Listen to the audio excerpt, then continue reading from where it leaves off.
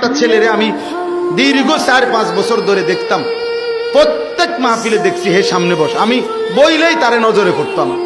পরে একদিন আমি তারে ডাকছি, ডাইকে আমি বললাম তুমি কি করো? কয় হুজুর আমি ঘাস, মানে প্রতিদিন ঘাস কাটি, আর ঘাস কাইটা বিক্রি করি, যা পাই তা দিয়ে সংসার চালাই।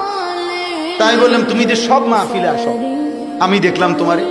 কয় হুজুরে যখনই আপনার কোনো পোস্টার দেখি, কয় আমি তখন এই ঘাস কাটার টাকার থেকে একটু একটু টাকা জমাই, কয়টা টাকা জমাইয়া গাড়ি ভাড়া মিলাইয়া রাখি, আপনার ওয়াজ শুনতে যাও।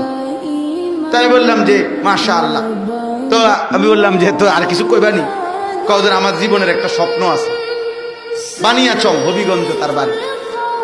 আমি বললাম কি স্বপ্ন কও? আমি 10 টাকা 50 টাকা করে জমাইতেছি, আল্লাহ যদি আমারে কোনোদিন তৌফিক দেয় আমি আমনেরে আমরা এলাকায় দাওয়াত দিয়ে নিমু, ওয়াজ করাবো। পরে আমি বললাম ওহন দাঁড়াও, ওহন ডেট লো, এখন নাও ডেট, আজকে তোমারে ডেট দিলাম, হাদিয়া দিতে হবে না, আমি দিমু তোমার, এটা তোমার মাহফিলের চান্দা আমি দেবো, ও আজের টেহা লাগবে না, তুমি যাও, তুমি আয়োজন করো, যেখানে কও তুমি, তোমার ঘরে হোক উড়ানে হোক, আমি ওখানে ওয়াজ করব। আমি বলছি আমি যাবো, ডেট দিলাম, যাও। আশ্চর্য, বানিয়াচং আমি গত বছর এই ছেলেটা তার দাওয়াতে আমি গেছি মাহফিল, গিয়া দেখলাম বানিয়াচং বাংলাদেশের সবচেয়ে বড় গ্রাম, এটা জানেন? বাংলাদেশের সবচেয়ে বড় গ্রামের নাম হলো এই বানিয়াচং হবিগঞ্জ। এক গ্রাম এক উপজেলা। হ্যাঁ হ্যাঁ, এটা গ্রাম একটাই, একটা উপজেলা, বুঝছেন নি হুজুর?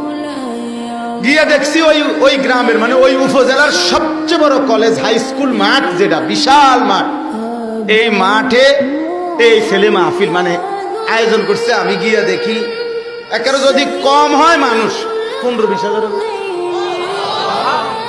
স্টেজে যদি একেবারে না হয় হুজুর 300-400 হুজুর হইব। হুজুর খেলাফত মজলিসের যিনি কেন্দ্রীয় আমির, এই যে দেওয়াল ঘড়ি মার্কার যে খেলাফত মজলিস, উনি বসা পাশে, ওনার বাড়িতে বানিয়েছে বড় বড় হুজুর সব।